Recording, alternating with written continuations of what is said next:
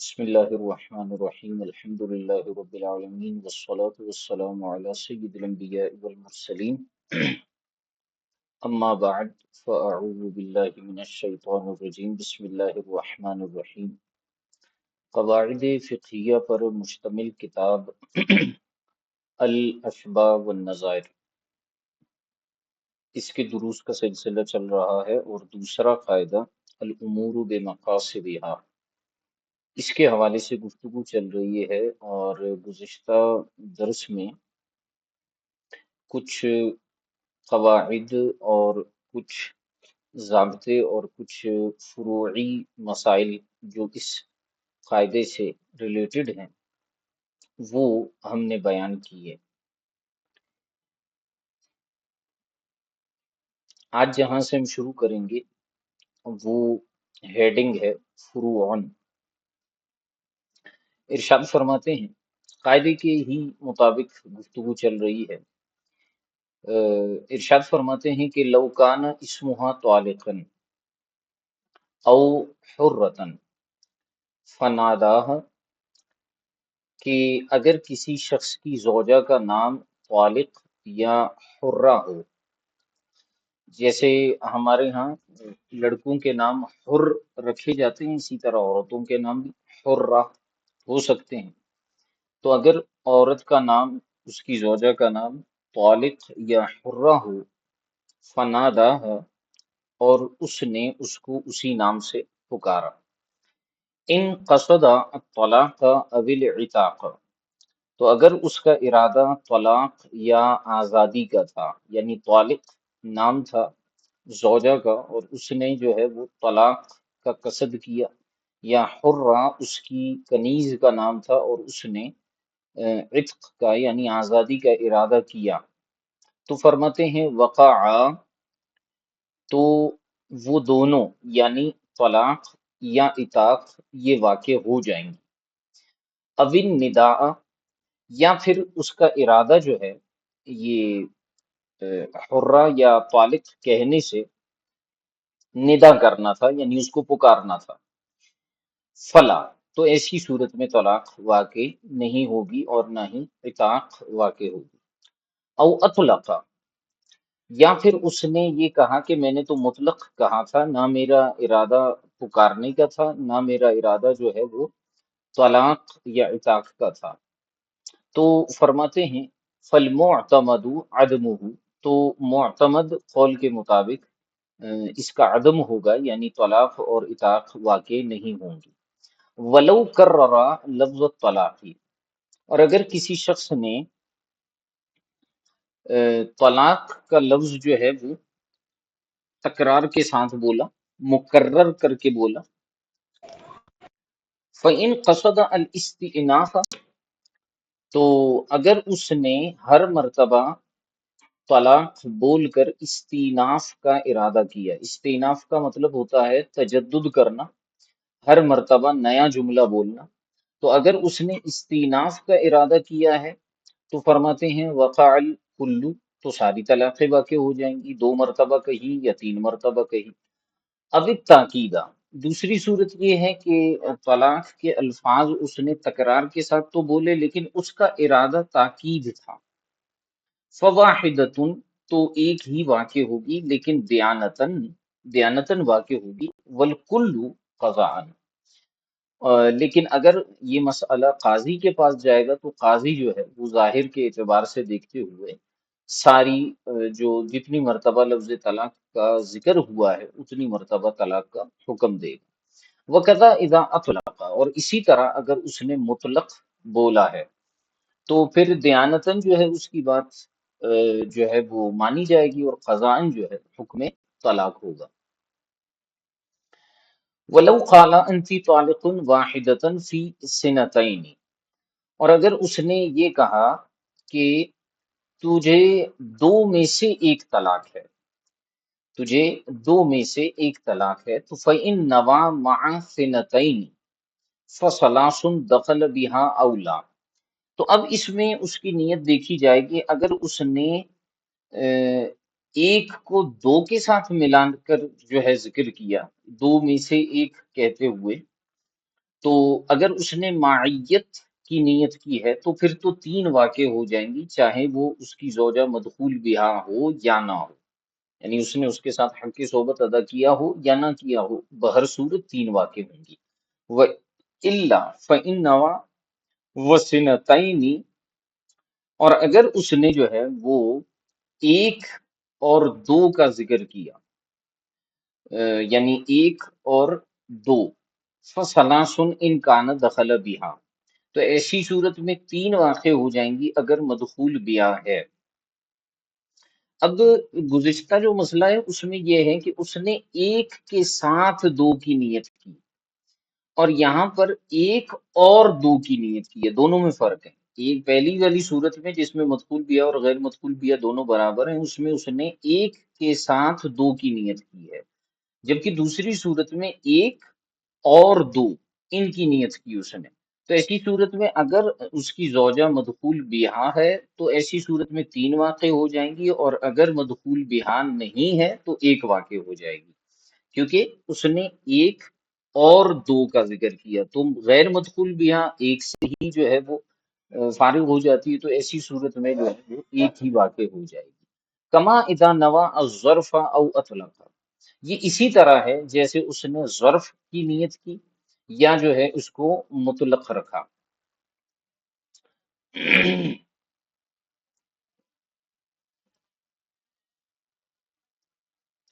ظرف سے مراد جو ہے وہ فی کا چونکہ ذکر کیا ہے اس نے، تو دو میں ایک کا اگر اس نے ذکر کیا اس میں بھی غیر مدخول بہا کو ایک واقع ہوتی ہے، یا مطلق اس نے ذکر کیا تو وہ بھی ایک ہی واقع ہوتی ہے غیر مدخول بہا کو، اور مدخول بہا کو تین واقع ہوتی ہیں، تو یہ اسی طرح ہے۔ ولو نوا الضرب والحساب فکذالک، اور فرماتے ہیں کہ اگر اس نے جو ہے وہ طلاق سے مراد جو ہے ضرب یعنی مارنا، اور حساب یا اس کا دوسرا معنی یہ ہو سکتا ہے کہ واحدتن فی سنتین میں ضرب مراد لیا، جیسے ہم جو ہے وہ کیا کہتے ہیں چیزوں کو، اعداد کو ضرب دیتے ہیں یا تقسیم کرتے ہیں، تو اس نے ضرب مراد لیا یا ان کا حساب مراد لیا، فکذالک، تو بھی یہی حکم واقع ہوگا کہ مدخول بہا پر تین طلاقیں اور غیر مدخول بہا پر ایک طلاق واقع ہوگی۔ وکذا فی الاقرار، اور اسی طرح جو ہے وہ اقرار کے معاملے میں بھی ہے کہ اگر اس نے اقرار کر لیا تو بھی یہی احکامات اس پر مرتب ہوں گے، یعنی طلاق کا اقرار اگر اس نے کر لیا۔ ولو قال انت علی مثل امی او کامی رجع الی قصده لینکشف حکمہ، اگلا مسئلہ یہ ہے کہ اگر کسی نے اپنی زوجہ کو کہا کہ انتی علیہ مثل امی، کہ تو میرے اوپر ایسے ہے جیسے میری ماں، او انتی علیہ کا امی، تو مثل کا ذکر کرے یا کاف تشبیہ کا ذکر کرے، دونوں صورتوں میں فرماتے ہیں رجع الی قصدی، تو اس کے قصد اور ارادے کی طرف رجوع کیا جائے گا، اس سے پوچھا جائے گا کہ آپ کا ارادہ کیا تھا، لینکشف حکمہ، تاکہ اس معاملے کا، اس مسئلے کا حکم جو ہے وہ صحیح انداز میں منکشف ہو جائے، ظاہر ہو جائے۔ تو فرماتے ہیں فَإِنْ قَالَ، اب اگر اس نے کہا کہ میں نے جو انتی علیہ مثل امی یا کا امی کہا ہے، تو اگر وہ کہتا ہے کہ اردت الکرامۃ، کہ میں نے اس سے مراد عزت اور کرامت مراد لیا تھا، تکریم مراد لی تھی، کہ جیسے میں اپنی ماں کی عزت کرتا ہوں اسی طرح تیری بھی عزت کرتا ہوں، فہو کما قال، تو یہ اسی طرح ہوگا جیسے اس نے کہا ہے، یعنی حکم اس کا اسی طرح ہوگا جیسے اس نے کہا ہے۔ لأن التکریم بالتشبیہ فاش فی الکلام، کیونکہ جو تکریم ہے وہ تشبیہ کی وجہ سے کلام میں بالکل واضح ہے، بالکل ظاہر ہے، ٹھیک ہے، کیونکہ کلام کے اندر بالکل واضح انداز میں تکریم جو ہے وہ نظر آ رہا ہے، اور عموماً ایسا کلام استعمال کیا جاتا ہے کہ بندہ جو ہے وہ کسی کو کہتا ہے کہ تو میرے لیے جو ہے وہ ایسے ہے جیسے فلاں چیز ہے، یعنی باعث عزت کسی چیز سے تشبیہ دیتے ہوئے بتائی جاتی ہے، تو اس میں تکریم ہی پایا جاتا ہے، ٹھیک ہے۔ وہ ان قال، لیکن اگر اس نے یہ کہا کہ اردت الزہار، میں نے تو اس سے مراد زہار لیا تھا، تو فرماتے ہیں فہو زہار، تو یہ زہار ہے، لأنہ تشبیہ بجمیعہا، کیونکہ یہاں پر جو ہے وہ جمیع اجزاء کے ساتھ تشبیہ پائی جا رہی ہے۔ زہار کا آپ کو پتا ہوگا کہ اگر کوئی شخص جو ہے وہ اپنی زوجہ کو اپنے محرم عورتوں میں سے کسی ایک کے کسی ایسے عضو کے ساتھ تشبیہ دے جس کا دیکھنا جو ہے یا جو ستر میں شمار ہوتا ہے یا جس کا دیکھنا ممنوع ہوتا ہے، تو اگر کوئی شخص جو ہے وہ اپنی زوجہ کو اپنی کسی محرم سے اس چیز کے اعتبار سے جو ہے وہ تشبیہ دیتا ہے تو اس کو زہار کہا جاتا ہے۔ تو چونکہ اس نے کہا ہے مثل امی یا کا امی، تو اس میں اس ماں کے تمام اعضاء شامل ہو رہے ہیں امن کہنے میں،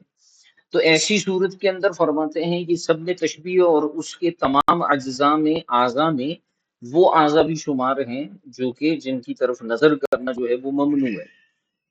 تو لہٰذا ایسی صورت میں اگر وہ کہتا ہے کہ میرا ارادہ زہار کا تھا تو یہ زہار ہی ہے۔ وَإِنْ قَالَ أَرَدْتُ الطَّلَاقَ،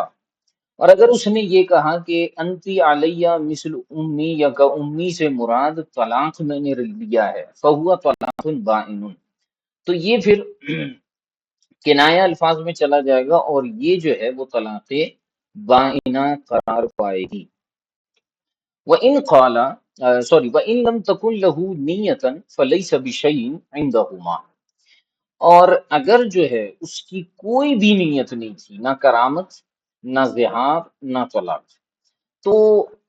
امام اعظم ابو حنیفہ اور امام ابو یوسف رحمہم اللہ تعالی کے نزدیک اس پر کچھ بھی نہیں ہوگا،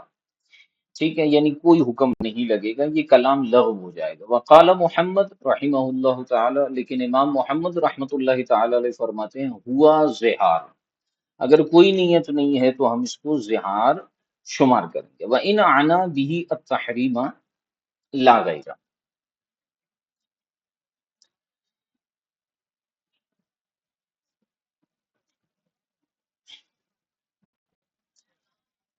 اور اگر اس نے اس سے مراد تحریم لیا تھا،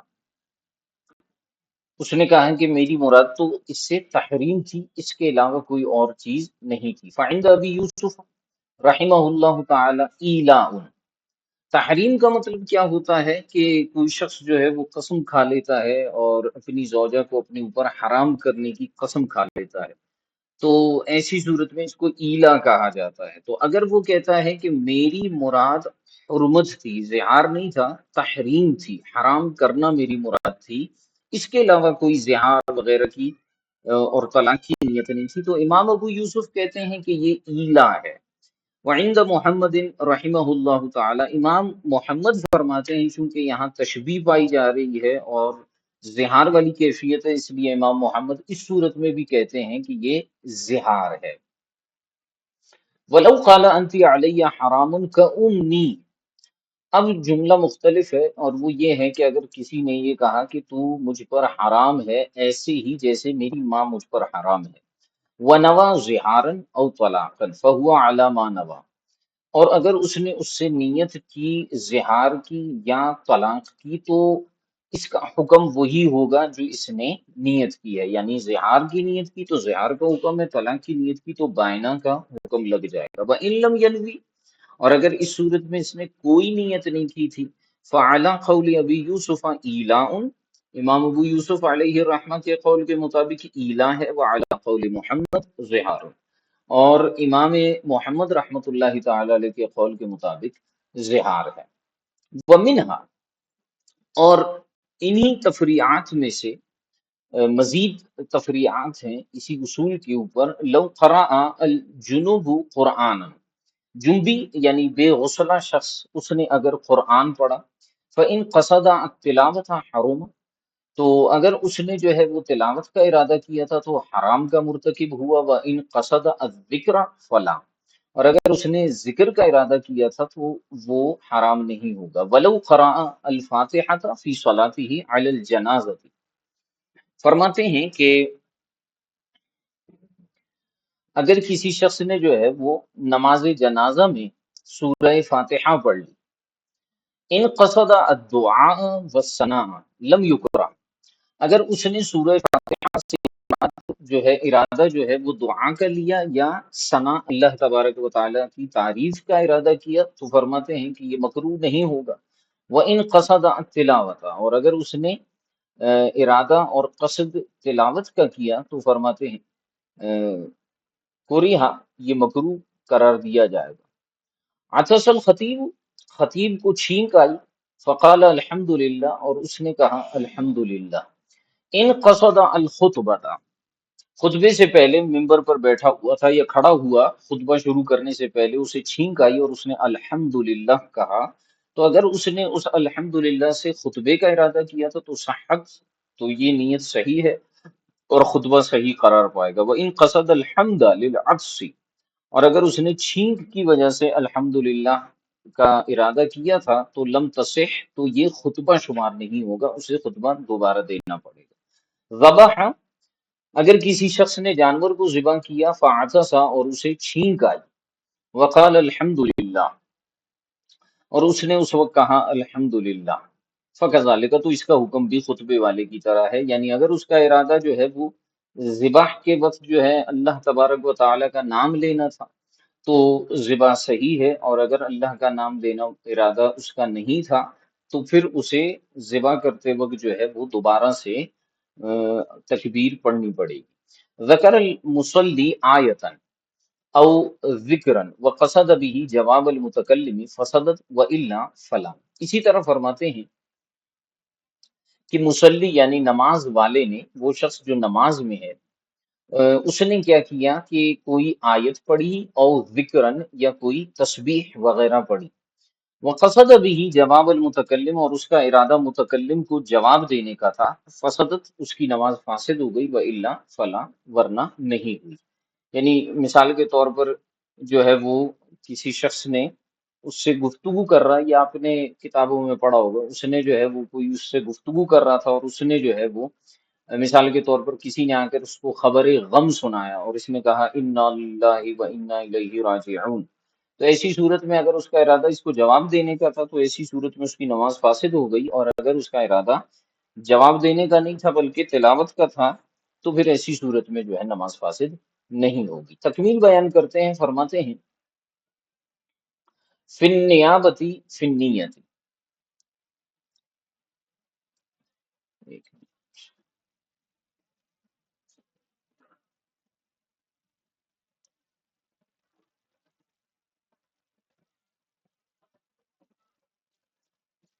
فرماتے ہیں تکمیل ہے فی النیابتی فی النیت، نیت میں نیابت، نیت میں کسی کو نائب بنانا، جیسے مختلف عبادات کے اندر بندہ کسی کو نائب بنا سکتا ہے تو اسی طرح جو ہے وہ نیت کے اندر جو ہے وہ نائب بنانا۔ قال فی تیمم القنیہ، قنیہ میں تیمم کے باب میں ارشاد فرمائے کہ مریض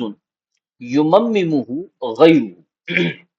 ایک ایسا مریض ہے جسے کوئی اور تیمم کرا رہا ہے، فنیت علی المریض دون المیمم، تو نیت جو ہے وہ مریض پر ضروری ہوگی، میمم یعنی تیمم کروانے والے کے اوپر نیت کرنا ضروری نہیں ہے۔ تو اس مسئلے سے یہ پتہ چل رہا ہے کہ نیت میں نیابت نہیں ہو سکتی۔ وفی الزکاۃ، زکوٰۃ کے مسئلے میں قالو، فقہا نے فرمایا المعتبر نیت المعقل، معقل کی نیت جو ہے وہ معتبر ہوگی، فلو نواہا ودفع الوکیل بلا نیت اجزاءت، معقل نے جو ہے وہ رقم دیتے ہوئے زکوٰۃ کی نیت کی تھی اور اس نے پھر جو ہے وکیل کو دے دی، اب وکیل نے آگے مستحقین کو دیا بغیر کسی نیت کے، تو اجزاءت، یہ جو زکوٰۃ ہے یہ اسے کافی ہوگی اور اس کی نیت بھی اسے کافی ہوگی، کما ذکر نہ ہو فی شرحی، جیسے ہم نے شرح بحر الرائق میں اس چیز کو بیان کیا۔ اس مسئلے سے بھی یہی پتہ چل رہا ہے کہ نیت میں نیابت نہیں ہو سکتی۔ وفی الحج عن الغیر الاعتبار لنیت المعمور، غیر کی طرف سے حج کرنے کا مسئلہ جس کو حج بدل یا حج عن الغیر کہتے ہیں، تو فرماتے ہیں ایسی صورت میں معمور کی نیت کا اعتبار ہوگا، ولیس ہوا من باب النیابت فیہا، اور ارشاد فرماتے ہیں کہ یہ نیابت فی نیت کے باب میں سے ہے ہی نہیں۔ معمور کا مطلب وہ شخص جو حج کرے گا اس کی نیت کا اعتبار ہوگا۔ تو سوال یہ پیدا ہوا کہ پچھلے دو مسائل میں تو آپ نے یہ کہا تھا کہ نیابت فی نیت جو ہے وہ نہیں ہو سکتی، جو دو مسائل سے ہمیں نظر آ رہا ہے، تو حج میں کیسے ہو سکتا ہے؟ تو فرمائے کہ لیسا ہوا من باب نیابتی، یہ باب نیابت عن نیت فی نیت کے باب میں سے نہیں ہے، لأن الافعال انما صدرت من المامور، کیونکہ اس کے افعال جو صادر ہوں گے وہ معمور سے ہی ہوں گے۔ حج کے جو افعال کرے گا وہ کون کرے گا؟ معمور ہی کرے گا، جسے اس نے اپنی جگہ حج پر بھیجا ہے۔ فالمعتبر نیتہ، لہذا ایسی صورت میں اسی کی نیت معتبر ہوگی جو کام کر رہا، ٹھیک ہے؟ اور یہ وکالت بھی نہیں ہے، اس بات کو بھی یاد رکھیے گا، کہیں یہ اعتراض لازم نہ آ جائے کہ بھائی زکوٰۃ میں تو وکیل تھا، تو وکیل کے ہاتھ سے جو ہے وہ زکوٰۃ ادا ہو رہی ہے، تو وہ وکالت ہے۔ یہاں وکالت نہیں ہے، یہاں کسی اور کو اپنی جانب سے معمور کیا جا رہا ہے کہ آپ میری طرف سے حج کریں۔ تو ان چیزوں میں کافی تفصیلات ہیں اور فرق ہے، کتب فقہ میں ان کے حوالے سے آپ کو جو ہے وہ فرق نظر آئے گا۔ آگے ارشاد فرماتے ہیں تنبیہ، آگے ارشاد فرماتے ہیں تنبیہ، ایک تنبیہ بیان کرتے ہیں، اشتملت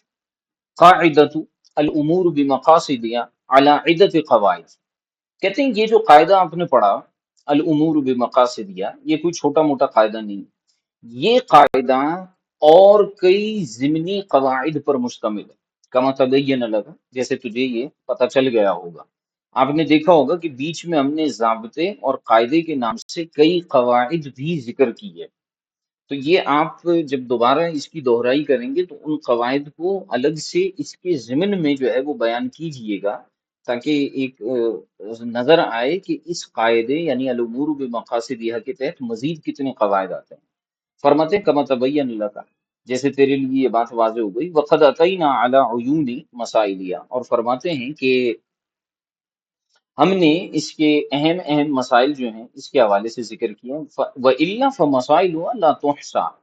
ورنہ کہتے ہیں اگر اسی قاعدے کو ہم لیں اور اس کے ضمنی قواعد کو لیں تو اس پر اتنے مسائل ہیں جن کا شمار نہیں کیا جا سکتا، وَفُرُوعُهَا لَا تُسْتَقْصَىٰ، اور اس کے اتنے فروعی مسائل بنیں گے کہ جن کی انتہا نہیں ہوگی، ٹھیک ہے؟ آگے خاتمہ بیان کرتے ہیں اور فرماتے ہیں کہ تجری قاعدۃ الامور بمقاصدها، فرماتے ہیں یہ جو قاعدہ ہے الامور بمقاصدها، یہ جاری ہوتا ہے فی علم العربیت ایضا، یہ صرف فقہ کا یا شریعت کا قاعدہ نہیں ہے، یہ بھی یاد رہے آپ کو۔ الامور بمقاصدها کا جو قاعدہ ہے یہ علم عربی کے اندر، لغت وغیرہ کے اندر بھی جاری ہوتا ہے۔ فاول ما اعتبروا ذلك في الكلام، فاول ما اعتبروا ذلك في الكلام، تو ارشاد فرماتے ہیں اور اصحاب لغت جو ہیں، ماہرین علم عربیہ میں سے جو پہلا شخص ہے ان لوگوں میں سے جنہوں نے اس قاعدے کا اعتبار کیا کلام کے اندر، تو فرماتے ہیں فقال سیبوی، اور لہذا سیبوی نے کہا، والجمہور، اور جمہور نے کہا بھی اشتراط القصد فی، کہ کلام اس چیز کو کہتے ہیں جس میں قصد ہو، یعنی وہ یہ کہتے ہیں کہ کلام اس کو کہتے ہیں جو بالقصد کہا جائے، ٹھیک ہے؟ فلا یسمى کلاما ما نطق به النائم، لہذا علماء لغت اس چیز کو کلام نہیں کہتے جو سوتا ہوا شخص کہے، والساہی، اور بھولنے والا شخص جو ہے بھولے سے اگر کوئی کلام کرتا ہے تو اس کو کلام نہیں کہا جاتا۔ وما تحکیہ الحیوانات المعلمۃ، اسی طرح وہ حیوانات جن کو سکھایا جاتا ہے وہ جو حکایت کرتے ہیں وہ بھی کلام نہیں کہلاتا، جیسے مثال کے طور پر طوطا ہے، مشہور تو طوطا ہی ہے، اور اس طرح کے کئی اور جانور ہیں جو انسانوں کی بولی بولتے ہیں، بعض اوقات ان کو آپ کچھ سکھا دیتے ہیں گھر میں رہ کے، تو وہ حکایت کر رہے ہوتے ہیں، لیکن وہ جو ہے حقیقت میں کلام نہیں کر رہے ہوتے، کیونکہ کلام میں شرط ہے جمہور اور سیبوی کے نزدیک قصد کا، اسی طرح اگر آپ شعر کی تعریف پڑھیں نا علم عروض کے اندر، تو علم عروض میں شعر کی تعریف بیان کرتے ہوئے علماء عروض یہ کہتے ہیں کہ وہ کلام موزون جو متکلم بالقصد ادا کرے، لہذا اگر کوئی شخص ایسا کلام کرتا ہے جس میں وزن تو ہو، یعنی عروض کے کسی ایک بحر کے مطابق تو ہو، لیکن اس نے قصدن وہ نہ کہا ہو، ویسے ہی اس کے منہ سے جو ہے وہ ایسے ترتیب کے ساتھ الفاظ نکل گئے کہ جو شعر کی شکل اختیار کر گئے، تو ہم اسے اسے ہم شعر نہیں کہیں گے، کیونکہ اس میں بھی قصد کی شرط لگائی گئی ہے۔ بعض اوقات لوگ گفتگو کر رہے ہوتے ہیں، ہم وزن الفاظ لے کر آتے ہیں اور پھر کہتے ہیں کہ دیکھو شعر بن گیا۔ یہ شعر اس طرح نہیں بنتا، شعر کے لیے بھی قصد کی ضرورت ہوتی ہے، اسی طرح کلام کے لیے بھی قصد کی ضرورت ہوتی ہے۔ تو یہ بات اس لیے بیان کی گئی کہ الامور بمقاصدها کا قاعدہ جو ہے وہ علم عربی میں بھی جاری ہوتا ہے۔ خالف بعضهم، لیکن اس معاملے میں بعض نے جو ہے وہ اس سے اختلاف کیا ہے، اس موقف سے۔ فلم یشترط ہو، اور انہوں نے جو ہے وہ کلام کے اندر قصد اور ارادے کو شرط قرار نہیں دیا، وہ سما کل ذالک کلامن، اور انہوں نے جو ہے وہ سما کل ذالک کلامن، اور انہوں نے ان ساری چیزوں کو کلام ہی کہا ہے۔ سوتے ہوئے شخص، بھولے ہوئے شخص، حیوانات معلمہ کی جو گفتگو ہوتی ہے اس کو کلام ہی کہا ہے۔ واختارہ ابو حیان، اور ابو حیان نے اسی موقف کو اختیار کیا ہے۔ وفرع علی ذالک من الفقہ، اور اسی پر فقہ کا یہ مسئلہ بھی متفرع ہوتا ہے کہ ماذا حلف لا یکلمہ فکلمہ نائما بحیث یسمعہ فإنہ یحنس۔ فقہ کا یہ مسئلہ ہے کہ جب کوئی شخص جو ہے وہ کیا کرے، حلف لے، یعنی قسم اٹھائے، قسم کھائے کہ لا یکلمہ، کہ وہ فلاں شخص سے کلام نہیں کرے گا۔ مثال کے طور پر وہ کہتا ہے کہ میں قسم کھاتا ہوں میں زید سے کلام نہیں کروں گا، فکلمہ نائما بحیث یسمع، اور اس نے اس سے سوتے ہوئے اس طور پر کلام کیا کہ زید جو ہے اس کی بات سن سکتا ہے۔ تو فقہ میں مسئلہ آپ نے پڑھا بھی ہوگا، فَإِنَّهُ يَحْنَسُ، وہ کہتے ہیں کہ وہ حانس ہو جائے گا۔ اس کو کئی فقہا نے بیان کیا۔ تو اب دیکھیے اگر وہ کلام ہی نہ ہوتا تو اس نے حانس تو نہ ہوتا، اس کا مطلب ہے اس کو وہ لوگ کلام میں شمار کر رہے ہیں تبھی تو وہ حانس ہو رہا۔ وفی بعض روایات المبسوط، اور روایات مبسوط کی بعض روایات میں جو ہے وہ یوں ہے کہ شرط ان یوقظہ، اس میں یہ شرط لگائی گئی ہے کہ وہ کلام ایسا ہونا چاہیے کہ اسے جگا دے، وہ ایسا کلام ہو ان یوقظہ، کہ وہ اس کو جگا دے، بیدار کر دے۔ یعنی ایک ہوتا ہے کہ انتہائی گہری نیند میں کلام کرنا جس کا بالکل پتہ نہیں چلتا، اور بعض اوقات یہ ہوتا ہے کہ انسان بولتے بولتے آواز ایسی ہوتی ہے یا کنڈیشن ایسی ہوتی ہے کہ بولتے بولتے جاگ جاتا ہے۔ تو مبسوط میں کہا گیا کہ کلام ہم اس کو کہیں گے، یا اس قسم کے حوالے سے مسئلہ یوں بنے گا کہ اگر وہ کلام ایسا ہو، وہ بات ایسی ہو کہ وہ اس کو جگا دے، اس کنڈیشن میں ہو، تو پھر وہ حانس ہوگا، ورنہ نہیں ہوگا۔ وعلیہ مشائخنا، اور کہتے ہیں اسی پر ہمارے مشائخ کا مذہب ہے۔ کیوں؟ لأنه اذا لم ينتبه كان كما اذا ناداه من بعيد وهو بحيث لا يسمع صوته۔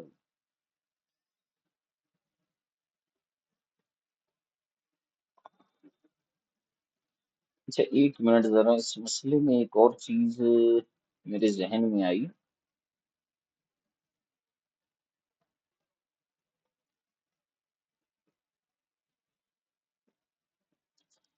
اچھا یہ ضمائر تھوڑے سے یہاں پر جو ہے وہ آگے پیچھے ہو گئے، دوبارہ یہ مسئلہ سنیے گا۔ وفرع علی ذالک من الفقہ، اور فقہ میں جو ہے وہ اس پر ایک فروعی مسئلہ نکلا ہے، اس کو دوبارہ سنیے گا۔ ماذا حلف لا یکلمہ، کہ کسی نے قسم کھائی کہ وہ اس سے بات نہیں کرے گا، فکلمہ نائما، اور اس نے اس سے کلام کیا اس حال میں کہ وہ سو رہا تھا۔ یہاں نائمن کو میں نے حال بنایا ہے فاعل سے، ٹھیک ہے، تو اس میں جو ہے وہ ترجمہ یہ بنے گا اس حال میں کہ وہ کلام کرنے والا سو رہا ہو، ٹھیک ہے۔ تو یہاں پر جو ہے چونکہ اوپر اصول اسی طرح کا بیان کیا گیا تھا، تو لگ یہی رہا تھا کہ یہاں مراد جو ہے یہ ہے کہ متکلم سو رہا ہو، لیکن آگے کی عبارت سے جو ہے وہ وضاحت کچھ اس طرح سے ہو رہی ہے کہ متکلم نہیں سو رہا، بلکہ متکلم یعنی جس سے کلام کیا جا رہا ہے وہ سو رہا ہو، بحیث یسمع،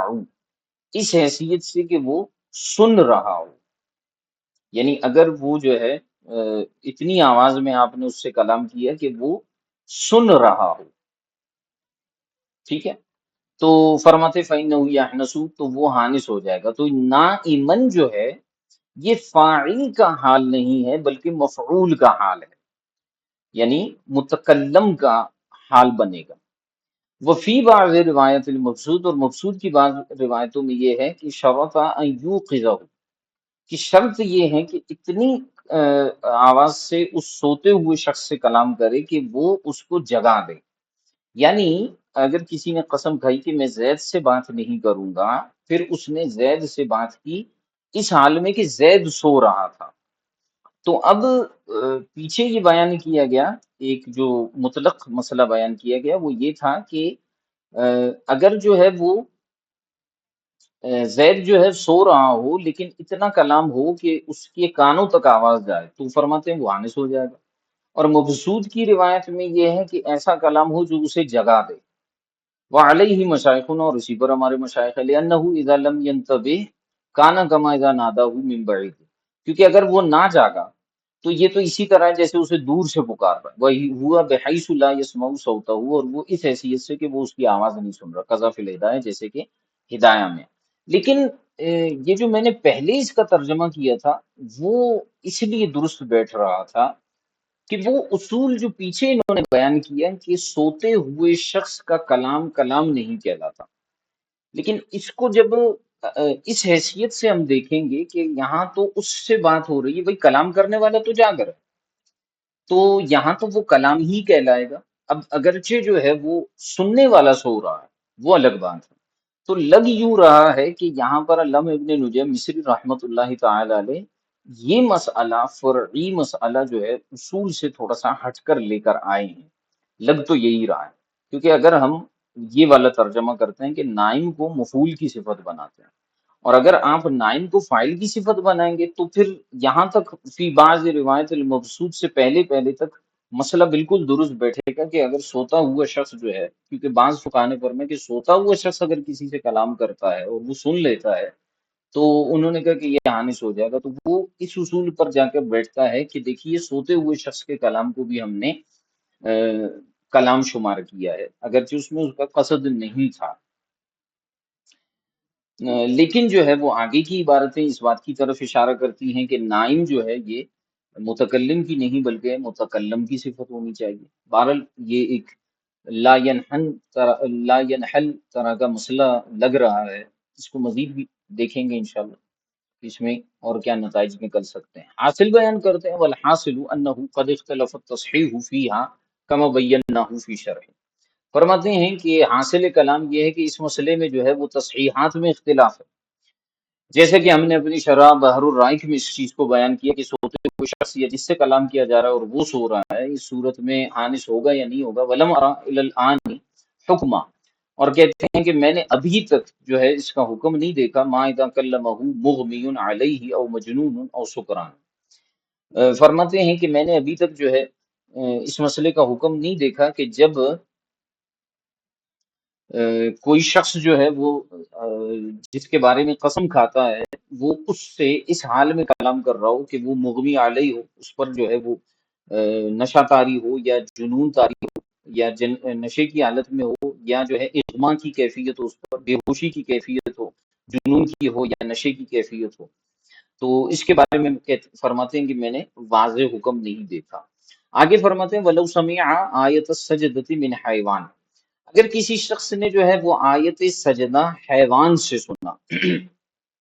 یعنی طوطا وغیرہ ہے اس کو کسی نے قرآن سکھایا ہے اور آیت سجدہ کوئی سکھایا ہے، اب اس سے اگر کسی نے آیت سجدہ سنی تو صرحوا بعدم وجوبها علی المختار، لعدم اہلیت القاری، فرماتے ہیں فقہاء نے اس بات میں جو ہے وہ مختار قول پر جو ہے وہ صراحت کی ہے اس حوالے سے کہ سننے والے پر سجدہ تلاوت واجب نہیں ہوگا۔ کیوں؟ لعدم اہلیت القاری، کیونکہ جو حیوان ہے وہ قاری ہونے کی اہلیت نہیں رکھتا، قاری کے لیے انسان ہونا ضروری ہے۔ بخلاف ما اذا سمعها من جنوب او حائض، برخلاف اس کے کہ اگر اس نے آیت سجدہ کسی جنبی بے غسل شخص سے یا حیض والی عورت سے سنا تو فرماتے ہیں کہ ایسی صورت میں اس پر آیت سجدہ واجب ہو جائے گی، سجدہ تلاوت واجب ہو جائے گی۔ والسماع من المجنون لا یوجبها، اور جہاں تک تعلق ہے مجنون سے،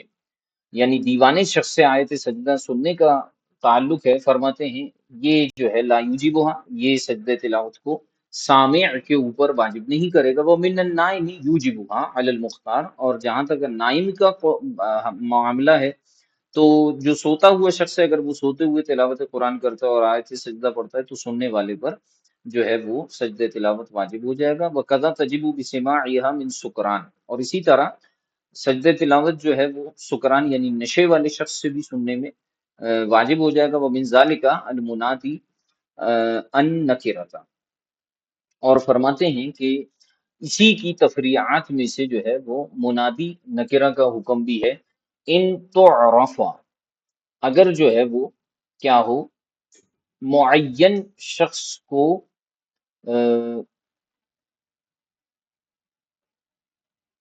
ایک منٹ،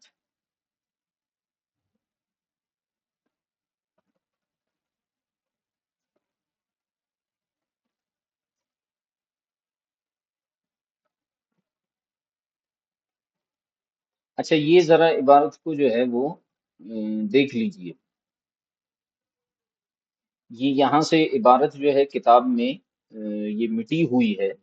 یہ عبارت کچھ اس طرح سے بنتی ہے، کہاں گیا، وَمِن ذَلِكَ الْمُنَادِي النَّكِرَةَ، المنادى النکرة، ان قصد،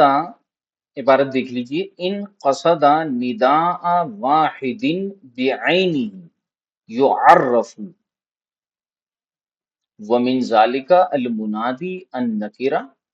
ان قصد نداء واحد بعینہ، تو یہاں پر جو ہے ان کے بعد قصد واحدا، قصد نداء واحد بعینہ، یہاں پہ لکھا ہوا ہے تعارف لیکن اصل میں ہے یعرف، ٹھیک ہے۔ تو فرماتے ہیں اسی مسئلے میں سے، یعنی انہی احکامات میں سے منادا نکرہ کا حکم ہے، منادا نکرہ کا حکم ہے کہ اگر کسی معین شخص کو ندا دینے کا ارادہ ہو تو وہ معرفہ ہوگا، اگر کسی شخص کو، معین شخص کو آواز دینے کا ارادہ ہو تو وہ معرفہ ہی ہوگا، اگرچہ آپ نے نکرہ الفاظ کے ساتھ جو ہے وہ اس کو پکارا ہے، جیسے او فلاں شخص، ٹھیک ہے۔ اب آپ نے صرف یہ کہا کہ او انسان، او فلاں شخص، لیکن آپ کا ارادہ اس شخص سے معین کو پکارنے کا تھا تو یہ معرفہ ہی کہلائے گا، ٹھیک ہے۔ وَوَجَبَ بِنَاؤُهُ عَلَى الضَّمِّ، اور فرماتے ہیں کہ ضروری ہے کہ اس کو مبنی پر ضم پڑھا جائے، اس کو مبنی پر ضم پڑھا جائے، یعنی جب آپ کسی کو کہیں گے یا رجلو، ٹھیک ہے، یا رجلو، تو مبنی پر ضم اس کو پڑھیں گے۔ وَإِلَّا لَمْ يُتَعَرَّفْ،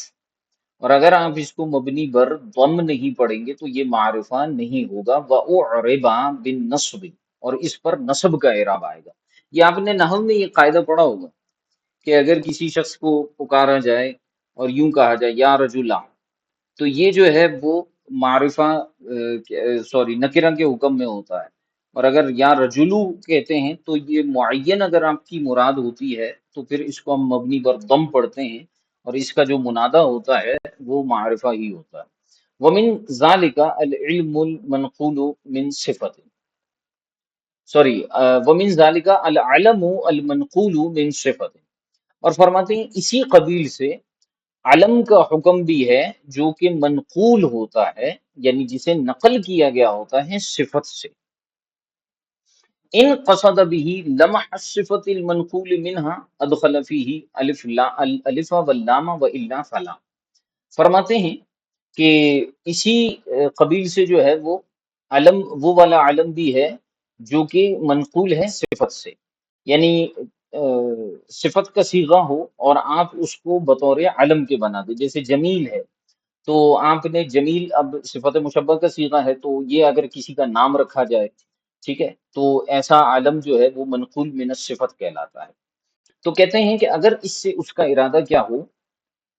ان قصد به لمح الصفت، تو اگر جو ہے وہ اس سے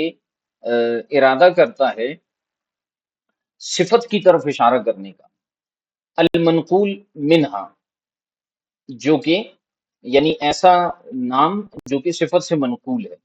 تو ادخل فیہ الالف واللام، تو وہ اس میں داخل کرے گا الف اور لام کو، ٹھیک ہے، الجمیل کہے گا، وَإِلَّا فَلَا، اور اگر جو ہے وہ الف لام داخل نہیں کرے گا تو پھر جو ہے وہ، یا اس سے علم ارادہ نہیں کرے گا تو پھر الف لام داخل نہیں کرے گا۔ وَفُرُوعُ ذَلِكَ كَثِيرَةٌ، اور فرماتے ہیں کہ اس کے بھی جو ہے وہ کثیر فروعات ہیں۔ وَتَجْرِي هَذِهِ الْقَاعِدَةُ فِي الْعُرُوضِ أَيْضًا، فرماتے ہیں اور اسی طرح یہ قاعدہ علم عروض کے اندر بھی داخل ہوتا ہے۔ اب جیسے میں نے آپ کو کچھ دیر پہلے بتایا تھا کہ علم عروض جس میں جو ہے فن شعر و شاعری، بحور وغیرہ کا، اشعار کے اوزان وغیرہ اور اس کی اصطلاحات کا علم حاصل کیا جاتا ہے، اسے علم عروض کہتے ہیں۔ کہتے ہیں یہ قاعدہ الامور بمقاصدها، یہ علم عروض میں بھی داخل ہوتا ہے۔ فَإِنَّ الشِّعْرَ عِنْدَ أَهْلِهِ كَلَامٌ مَوْزُونٌ مَقْصُودٌ بِهِ ذَلِكَ، اما ما يقع موزونا اتفاقا لا عن قصد من المتکلم فانه لا يسمى شعرا، ابھی میں نے آپ کو کچھ دیر پہلے یہ بات بتائی تھی۔ فرماتے ہیں کہ اہل عروض کے نزدیک شعر کس کو کہتے ہیں؟ کلام موزون، ایسا کلام جس میں وزن ہو، مقصود بھی ذالک، اور وہ جو وزن ہے وہ متکلم سے جو ہے وہ مقصود بھی ہو، یعنی وہ اس کلام کا قصد بھی کرے، اس وزن کا ارادہ بھی کرے اور وہ کلام موزون کہے، تو اس کو ہم شعر کہتے ہیں۔ اما ما یقع موزونا اتفاقا، بہرحال وہ کلام جو موزون واقع ہو لیکن اتفاقاً واقع ہو، لا عن قصد من المتکلم، نہ کہ متکلم کی طرف سے قصد کرتے ہوئے، فإنه لا يسمى شعرا، اسے ہم شعر نہیں کہیں گے۔ وعلى ذلك خرج ما وقع في كلام الله تعالى، اور فرماتے ہیں کہ اسی اصول کی بنیاد پر اللہ تبارک و تعالیٰ کے کلام میں جو واقع ہوا کہ لن تنالوا البر حتى تنفقوا مما تحبون، کہ تم ہرگز جو ہے وہ بھلائی تک نہیں پہنچ سکتے یہاں تک کہ تم اللہ کی راہ میں وہ خرچ کر دو جو تم پسند کرتے ہو۔ اب یہ ایک کلام موزون ہے، لن تنالوا البر حتى تنفقوا مما تحبون، ٹھیک ہے۔ اب یہ اہل عروض جنہوں نے عروض کو پڑھا ہے انہیں سمجھ میں آ جائے گا کہ اس کلام میں ایک وزن چل رہا ہے، لن تنالوا البر حتى تنفقوا مما تحبون، اس کو آپ بار بار پڑھیں گے تو آپ کو اندازہ ہوگا کہ اس میں ایک وزن ہے، ٹھیک ہے۔ علم عروض کے جو بحور ہیں، مختلف تعداد علماء نے بیان کیے ہیں، علماء عروض نے، تو جو بحر ہیں ان میں سے ایک بحر کے اوپر اس کا وزن بیٹھ رہا ہے۔ اور فی کلام رسول اللہ صلی اللہ علیہ وسلم، اسی طرح نبی کریم صلی اللہ علیہ وسلم کا کلام ہے، حل انت الا اصبع دمیتی وفی سبیل اللہ ما لقیتی، ٹھیک ہے۔ تو یہ جو نبی کریم صلی اللہ علیہ وسلم کا کلام ہے اور اسی طرح اللہ تبارک و تعالیٰ کا کلام ہے، اب اس کے بارے میں سوال یہ پیدا ہوتا ہے کہ یہ بھی تو شعر ہیں، ٹھیک ہے۔ معترض اعتراض کرتے ہیں کہ آپ لوگ اشعار کی مذمت کرتے ہیں حالانکہ یہ بھی شعر ہیں، تو ہم اس کا جواب یہ دیتے ہیں کہ شعر کے تعریف کے اندر بات یہ ہے کہ کلام موزون جو کہ مقصود بھی ذالکہ ہو، ایسا کلام موزون جس میں اس وزن کا اور عروض کے قواعد کا قصد و ارادہ بھی کیا جائے، تو اللہ تبارک و تعالیٰ کا جو کلام ہے اس میں اللہ تبارک و تعالیٰ نے اس چیز کا قصد اور ارادہ نہیں فرمایا، یا پھر نبی کریم صلی اللہ علیہ وسلم کا جو کلام ہے آپ نے اس طرح کا کلام ارشاد فرمایا ہے، اس میں آپ نے وزن کا ارادہ نہیں فرمایا، اس وجہ سے ہم ان کو شاعری نہیں کہہ سکتے۔ اور دوسرا اس میں ایک اور جواب بھی دیا جاتا ہے، وہ یہ ہے کہ اللہ تبارک و تعالیٰ کا جو کلام موزون ہے، یعنی بظاہر ہمیں وزن پر لگتا ہے، تو یہ جو ہے اس قاعدے سے بالکل خارج ہے، کیونکہ ہم جو شعر کی بات کرتے ہیں، جو اشعار ہیں، وہ مخلوق کے کلام کی حیثیت سے بات کرتے ہیں، اور یہ خالق کا کلام ہے، اس لیے یہ اشعار میں داخل ہی نہیں ہوگا۔ ٹھیک ہے، اگر آپ اس میں سے قصد اور ارادے کی قید نکال بھی دیں تب بھی ہم یہ کہیں گے کہ یہ خالق کا کلام ہے۔ اور جہاں تک نبی کریم صلی اللہ علیہ وسلم کے کلام کی بات آتی ہے، تو وما ينطق عن الهوى ان هو الا وحی یوحی، کہ نبی کریم علیہ الصلوۃ والسلام کا کلام بھی تو در حقیقت اللہ تبارک و تعالیٰ ہی کی طرف سے ہوتا ہے، اس لیے ہم اس کو اس سے خارج مانیں گے۔ ٹھیک ہے، اور اگر قصد والی بات کریں گے، جیسا کہ علامہ ابن نجم مصری فرما رہے ہیں، تو اس اعتبار سے بالکل بات واضح ہے کہ یہاں تو جو ہے وہ متکلم کا یعنی اللہ تبارک و تعالیٰ کو، نبی کریم صلی اللہ علیہ وسلم کا ارادہ ہی نہیں ہے، قصد ہی نہیں ہے وزن اور عروج کو بیان کرنے کا، اس لیے ہم اس کو شعر نہیں کہیں گے۔ یہاں تک آپ کا دوسرا قاعدہ مکمل ہوا قواعد فقہیہ میں سے۔ اب تیسرا قاعدہ جو ہے وہ شروع ہوتا ہے، اور وہ ہے القاعدۃ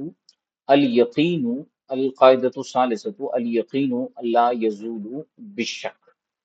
بہت اہم اور عمدہ قاعدہ ہے کہ یقین جو ہے وہ شک سے زائل نہیں ہوتا۔ ٹھیک ہے، اب جیسے پیچھے بھی ہمارا انداز اور اسلوب یہ رہا ہے، میں اس میں سے چند ایک لائنیں پڑھوں گا۔ پیچھے جو ہمارا انداز اور اسلوب رہا ہے وہ یہ ہے کہ ہمیشہ ہم قاعدے کے پیچھے اس کے دلیل کو دیکھتے ہیں کہ یہ قاعدہ شریعت مطہرہ کے کس عظیم نص سے جو ہے وہ مستفاد ہے۔ تو اس میں کئی ہمارے پاس نصوص نظر آتے ہیں ہمیں کہ جہاں سے ہم استدلال کر کے اس قاعدے کو بناتے ہیں کہ یقین جو ہوتا ہے وہ شک سے زائل نہیں ہوتا، یعنی جس میں تیقن پایا جائے جس چیز میں، شکوک سے وہ زائل نہیں ہوتا۔ اور مزید اس کی وضاحت کو یوں سمجھیے، دیکھیے آپ کو بڑی اہم بات بتانے جا رہا ہوں کہ ہمیشہ کوئی چیز جو ثابت ہوتا ہے نا، وہ دلیل سے چیزیں ثابت ہوتی ہیں، یہ آپ کو پتا ہوگا، لیکن آپ اس کے اندر ایک انفرادیت کو دیکھیے، توجہ کیجئے گا۔ جو بھی چیز ثابت ہوتی ہے نا، وہ ثابت ہوتی ہے دلیل سے۔ ٹھیک ہے، مثال کے طور پر کسی چیز کی طہارت ثابت ہو رہی ہے، پانی پاک ہے، کوئی دلیل ہوگی آپ کے پاس اس کی پاکی کے اوپر؟ اچھا، پانی ناپاک ہے تو یقیناً آپ کے پاس کوئی دلیل ہوگی اس کی ناپاکی کے اوپر۔ خمر شراب ناپاک ہے، نجس ہے، حرام ہے، اس کے اوپر آپ کے پاس دلائل ہوں گی۔ نماز فرض ہے تو آپ کے پاس کوئی دلیل ہوگی۔ اب دلیل کی قوت ہوتی ہے، جتنی قوی دلیل ہوگی تو اس شے کا حکم بھی اتنا ہی قوی ہوگا۔ اگر آپ کے پاس دلیل انتہا درجے کی قوی ہے تو حکم بھی اتنا ہی قوی ہوگا۔ مثال کے طور پر آپ کے پاس نص قطعی ہے یا حدیث متواتر ہے تو حکم بھی اتنا ہی مضبوط ہوگا۔ اگر آپ کے پاس خبر واحد آ رہی ہے، ٹھیک ہے، عزیز ہے یا جو ہے وہ غریب خبر ہے، تو حکم میں کمزوری ہوگی۔ اگر آپ کے پاس جو ہے وہ دلیل ہے تو صحیح، لیکن وہ دلیل ضعیف ہے، حدیث ضعیف ہے، خبر ضعیف ہے، تو جو حکم ہوگا اس کے اندر بھی ضعف پایا جائے گا۔ اگر آپ کے پاس دلیل ہی نہیں ہے تو پھر تو حکم سمجھے کہ لگ ہی نہیں سکتا۔ ٹھیک ہے، اب وہ چیز جو قوی دلیل سے ثابت ہے، سمجھیے گا بہت سمپل سی بات ہے، آپ کو پورا قاعدہ ایک جملے میں سمجھ میں آ جائے گا۔ وہ چیز جو قوی دلیل سے ثابت ہے اور اس کے ثبوت کا حکم یقینی ہے، تو آپ خود سوچئے کہ اگر ہم اس کے یقین کو زائل کرنا چاہیں گے تو ہمیں اس کے زائل کرنے کے لیے، اس کے زوال کے لیے اتنی ہی قوی دلیل چاہیے ہوگی اس کے برخلاف۔ یعنی اگر کوئی چیز خبر متواتر سے یا نص قطعی سے ثابت ہے تو یقین کے درجے پر ہے۔ آپ نے پڑھا ہوگا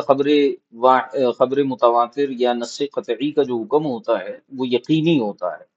ٹھیک ہے، واجب العمل یقینی، اس طرح کا علم یقینی کا فائدہ دے دیتا ہے۔ تو اب ایک چیز جب یقین کے ساتھ ثابت ہوگی تو اب آپ اس کا رد جو ہے خبر ضعیف سے، خبر واحد سے نہیں کر سکتے، قیاس سے نہیں کر سکتے، ٹھیک ہے۔ تو وہ جو اس سے نچلے درجے کی دلیل ہوگی وہ شک کے زمرے میں آئے گی۔ اس لیے فرمایا الیقین لا یزول بالشک۔ اگر آپ نے یہ اس قاعدے کا ایک اور مزے کی بات آپ کو بتا دوں، اس قاعدے کا مقصد ہرگز یہ نہیں ہے کہ یقین زائل ہی نہیں ہو سکتا، ٹھیک ہے، اس کا مطلب ہرگز یہ نہیں ہے کہ الیقین لا یزول ابدا، کہ یقین کبھی بھی زائل نہیں ہو سکتا، یہ مطلب نہیں ہے۔ فرمایا کہ الیقین لا یزول بالشک، بات یہ ہے کہ یقین شک سے زائل نہیں ہو سکتا۔ ہاں الیقین یزول بالیقین، یقین یقین سے زائل ہو سکتا ہے۔ یعنی کسی کو اپنی طہارت کا یقین تھا، ٹھیک ہے، اب اس کو جو ہے وہ عدم طہارت کا بھی یقین ہو گیا تو ٹھیک ہے، اس کی طہارت ختم ہو گئی۔ اگر اسے طہارت کا یقین ہے لیکن عدم طہارت کا شک ہے تو اب طہارت اس کی ختم نہیں ہوگی، ٹھیک ہے۔ تو فرمایا کہ دلیلھا ما رواہ مسلم عن ابی ہریرہ، یہ ساری باتیں اس روایت میں آپ کو نظر آئیں گی، غور کیجئے گا اس روایت کو پڑھ کے کہ امام مسلم نے جو ہے روایت کیا ہے عن ابی ہریرہ رضی اللہ عنہ مرفوعا، حضرت سیدنا ابو ہریرہ رضی اللہ تعالی عنہ سے مرفوعا روایت کیا ہے کہ اذا وجد احدکم فی بطنہ شیئا، کہ تم میں سے اگر کوئی شخص اپنے پیٹ کے اندر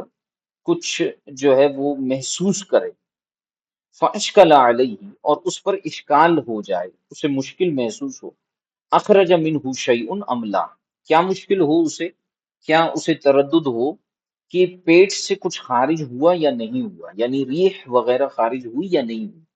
فرماتے ہیں فلا یخرجن من المسجد، یعنی وہ حالت نماز میں ہو، اسے محسوس ہو کہ اس کے پیٹ میں کچھ ہوا اور اب اسے اس بات میں شک پیدا ہو گیا کہ پیٹ سے ریح وغیرہ کا خروج ہوا یا نہیں ہوا، تو فرمائے کہ فلا یخرجن من المسجد، اسے ہرگز مسجد سے نہیں نکلنا چاہیے، حتی یسمع صوتا، یہاں تک کہ وہ خروج من البطن کی کوئی نشانی نہ پالے۔ اور خروج من البطن کی نشانی کیا ہوگی؟ یسمع صوتن، کوئی آواز سنے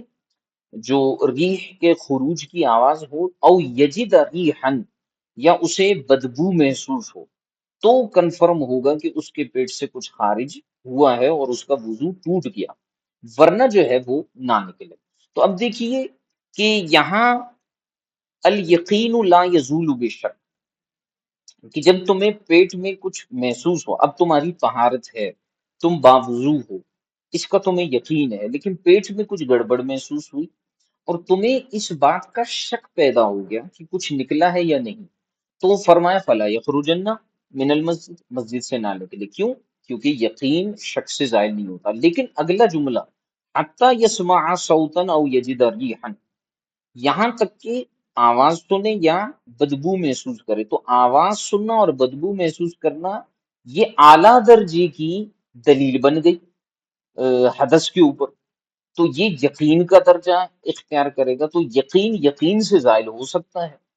کہ اسے طہارت کا یقین تھا لیکن یقینی طور پر اس نے آواز سن لی یا اسے بدبو محسوس ہو گئی، تو اس کا مطلب یہ ہے کہ اب وہ حالت حدث میں چلا گیا۔ تو یقین شک سے زائل نہیں ہوگا لیکن یقین یقین سے زائل ہو سکتا ہے۔ تو آج ہم اس کو یہیں تک رکھ لیتے ہیں، کل پھر انشاءاللہ الکریم فتح القدیر کے حوالے سے جو ہے وہ گفتگو چلے گی اور اس قاعدے کے اوپر مزید جو ہے ہم گفتگو کریں گے۔ امید ہے کہ آج کا سبق آپ کو اچھے انداز میں سمجھ میں آ گیا ہوگا۔ اگر کوئی سوال وغیرہ ہے تو پوچھ سکتے ہیں، ارشاد فرمائیے۔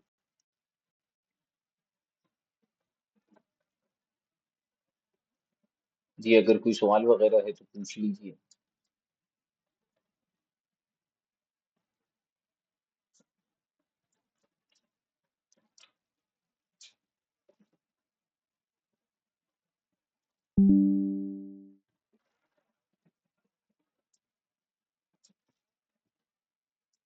کوئی سوال نہیں ہے؟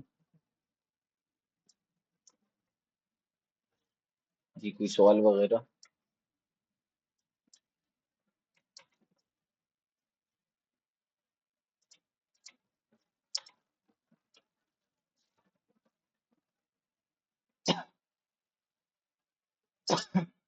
کوئی سوال وغیرہ؟